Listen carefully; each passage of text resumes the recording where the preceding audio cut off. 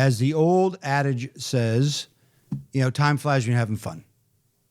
And I'm thinking, I'm driving in today to the studio, and I'm saying, I can't believe we're at the point where we're going to wrap up season 3 of the podcast, The Ins and Outs of Selling a Business.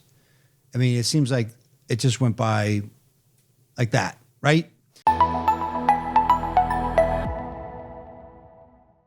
And it's exceeded my wildest dreams that we have 3 seasons about to be underneath our belt. And really excited to talk about, kind of reflect on the last year and maybe talk a little about, Osage and where we've been and where we're going, and the excitement we have about the future of our business and working with our clients. Again, my name's kdee. I'm President of Osage Advisors. Welcome back to the Ins and Outs of Selling a Business. As we conclude season 3 of our podcast, I mean, it has been a great year. We've had some tremendous guests, and we've tried to bring a lot of very diverse, meaningful topics that are going to help you as business owners when you're ready to prepare to sell your company. Things to think about, not only on the business side, but if not more importantly, on the emotional side, the personal side of what's important to you. We talked about marketing, we talked about sales, we talked about exit planning. I mean, I can go on and on and on about the various topics. But a couple things that really got me all excited about this, because it's hard to measure these things, right? Here I am, a podcast, and one of 5 billion in the world out there, is that, are people listening? Are they excited? Are we providing value? That's what we're here for, right? Is to provide you with value. So when you're making one of the most important decisions of your life, which is selling your company, that we're providing you with information to help you get there. And and I got confirmation of that in a couple of different ways recently. We signed up a client, and he said to me, I listened to all your podcasts. I said, wow. I mean, all our podcasts? I said, wow, I don't know if I listened to all our podcasts, to be honest with you. But he said, I felt like I knew you. I felt like you knew me. Right? Like you knew me, what I was looking to do. And when he said that to me, I mean, I just felt just like this emotional, excitement, appreciation, and that satisfaction that I was able to provide value to him. And then I was with a potential client we pitched, just recently, and the owner was there with his CFO and said, "Look, I listened to your podcast, and the last couple of podcasts, I grabbed my husband we own a separate business together. So you got to listen to this. We need to do this. We need to think about these things right before we sell."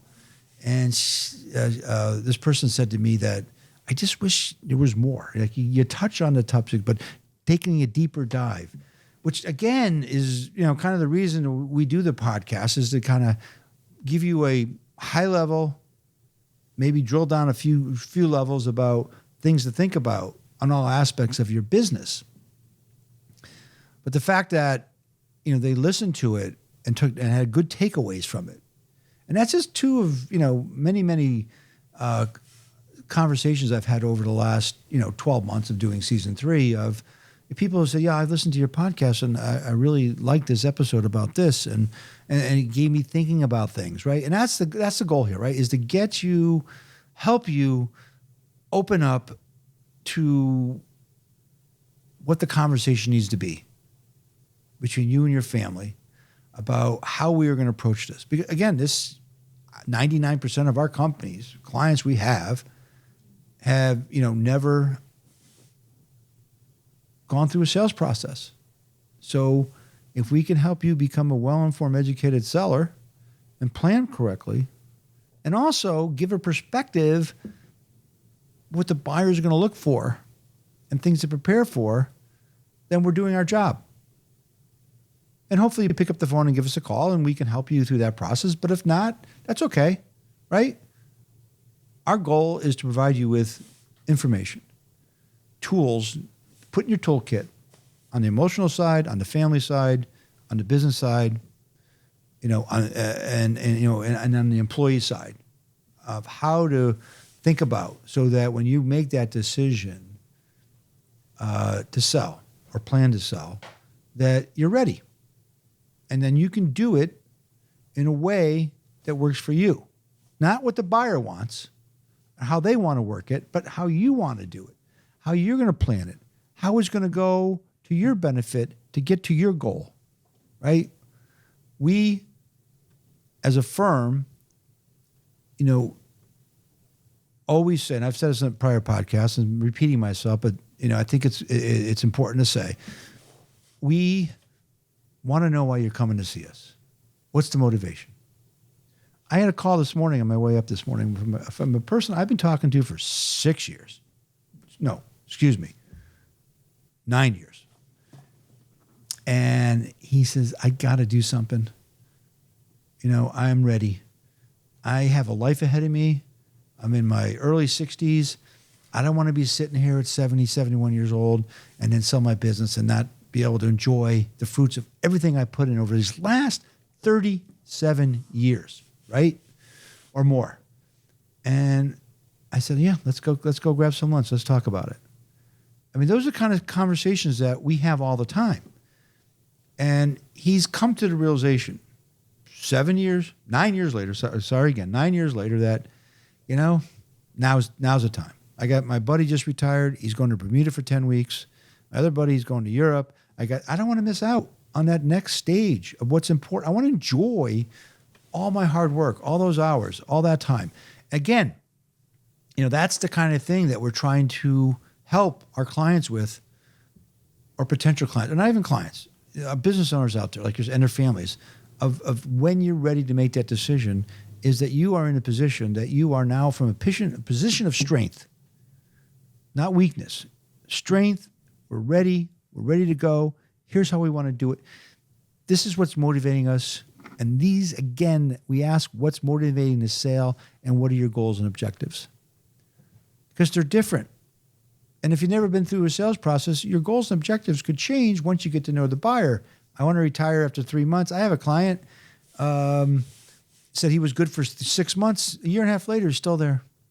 I'm having fun. I love what I'm doing. I'm not going to retire. I get to sell, meet my customers, do what I want. All the other stuff is off my shoulders. You don't know what you don't know till you test the market, right? And find that right buyer that understands you as a person and your family and appreciates that. So they move the company forward on those terms, which you kind of set out. I was thinking about it when I started, and it's funny how we're concluding season 3, and it's kind of butting up against our anniversary. I mean, we are going to complete our 23rd year in a couple weeks, and we'll be going into our 24th year. And I thought about it. I was driving in here, right, and I was thinking, okay, what am I going to talk about? And I remember I came out of a situation where, I have a pretty good toolkit. I run a couple companies, I take a company public, turn around a situation. I'm a CPA. I had many, many clients over the years, family close sale businesses. And, last situation the goal was me to kind of buy the business. Well, you know what? It didn't work out. Things happen, right? We all, nothing's perfect in this world. And so I decided, what am I going to do? So I said, well, let me, I had peers that called me up and said, look, you're a great CPA. We'd love to have you on, come back. We'd love to have you come on and be part of our team. Eventually get the partner, the whole bit. He said, and that was like my backup plan. I could always go back into the profession, but I wanted to kind of continue on my quote unquote journey. So I had 2 small kids at home. My wife had just kind of retired from a very high-powered job. She was doing obviously something more local, and so I decided to open up shop. And so I had this small office downtown that we had for years. My wife used to use it, and it was like, I don't think it was more than 6 by 7, right? 50 square feet maybe. So I put in an old pine table that my wife had got at, some, either at, some antique show. And then I was able to stick an old little pine, bench next to it. And, I bought a executive chair, and I put on one of those blotters, with you can write on, and there's a window to the side, but there was like this 11,000 BTU air conditioning to service like 50 square feet, right? So I couldn't put my desk that way. So I'm looking at a wall, and then I had this, back in those days, you used to determine the size of the laptop you want based on its weight. This is like a 19-pound, 17-inch laptop. So I had a laptop, and I had two lines. One I plugged in for the internet, right? I had my AOL address back then, and one I plugged in for the phone. And I sat there, and I went into the office the first day, and I had no business. And what am I going to do? And so I picked up the phone and started calling people in my peer group. I started going to networking. I'd leave at 5:30 in the morning to be at a meeting in Stanford at 7:30. I'd go to New York. I'd leave at 5 in the morning to be at a meeting at 7:30, spend the whole day, come back, get home at midnight. I'd go to Boston. I'd leave the house at 5:30. I'd get home at midnight. I was on the road. I mean, as I tell my kids, if I had a nickel for every business card I picked up over my career, I'd probably be retired by now. And I just kept on working, and I kept on sitting there in the office, waiting for the phone call, right? And out of the blue, I get a call from a guy. He said, look, I got your name from the CPA. He said, you're the kind of person we need. He had just got backing of a large private equity firm to do consolidation, roll up in an industry. They're going to commit $50 million to it. They need someone with multiple skill sets, right? I could do due diligence, post-acquisition integration. I could put modeling together. I could help with the deal structures. I could do it all. So that first client, all of you out there, right? Every business owner, that first client, right? Or customer, right? That you started with, that got you started, that you hold dear to your heart, right? And that journey started there. And then over the next 2 to 3 years, we acquired like 28 companies and rolled up.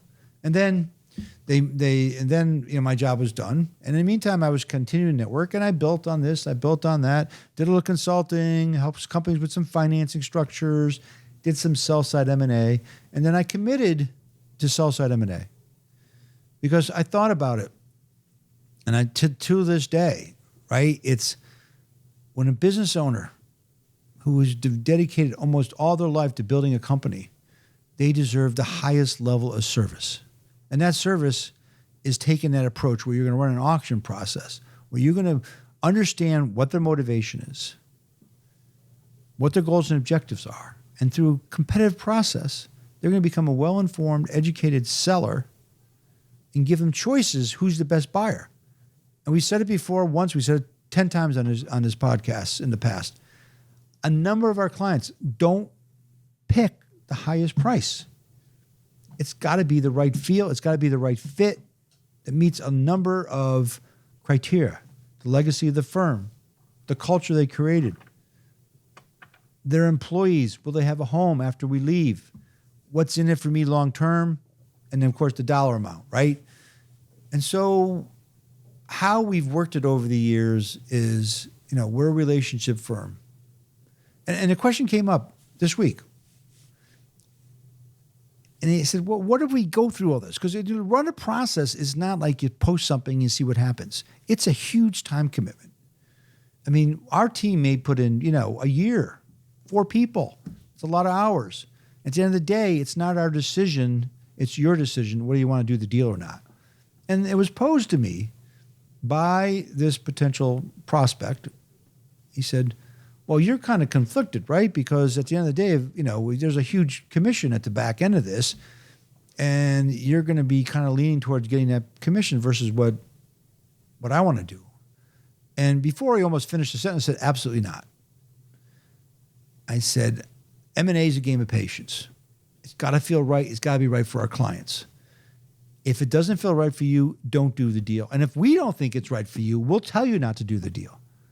We have a deal under LOI right now, which is probably almost a 70% premium over where it was when we first took it to market, because we told our client, let's pull it from the market's not right. Let's pull it. We'll go back to market in 6 months, and then we'll readdress it at that time. So for us, it's about what's right for our clients. It was from day one, is to give them options, understand what's important to them, never losing sight of it. And also, it's, if it doesn't feel right, don't do it. Again, the time will come when it is right, and we'll be there to support you. And that's kind of like been the theme, the vision, my mission, what I've been, preaching to our team about. It's not transactions. It's about the people we work with and making sure they're happy. And so I feel like, this podcast has been a vehicle to kind of express some of these thoughts and give you information and provide information to you. We're really excited to wrap up season 3. I can't believe the time keeps on moving, right? And we're really more excited to bring, start season 4. We'll take a short break, of course, and then we'll bring season 4. But if there's any specific topics that you would like us to address, we have a very large stable of network of people that we can bring in. We can drill down. A few people said we'd love to hear you, kind of get more meaty on a few things. So maybe we'll do a case study on how we got from start to finish on a deal with all the complications with it. And maybe we'll talk about a deal that didn't get done the first time, why it didn't get done, and how we repivoted and readjusted to go take it to market and get it done the second time. But the goal here is to continue to provide you with information, feedback, and a sense of where the market is so you can make an informed decision. Again, I want to thank all our listeners. I want to thank our subscribers. If you like the podcast, you can subscribe to our YouTube channel. Greatly appreciate everybody. Again, my name's kdee, President of Osage Advisors. Thanks again for listening into season 3 of The Ins and Outs of Selling a Business. We look forward to your continuing listening to us and learning from opportunities that can help you sell your business down the road in season 4. And you can reach out to me at kdee@osageadvisors.com, or pick up the phone and give me a call at 860-767-3273, extension 1001. To learn more about Osage Advisors, you can visit our website at osageadvisors.com. Again, thanks for being with us today, and we look forward to seeing you again in season 4. Have a great day.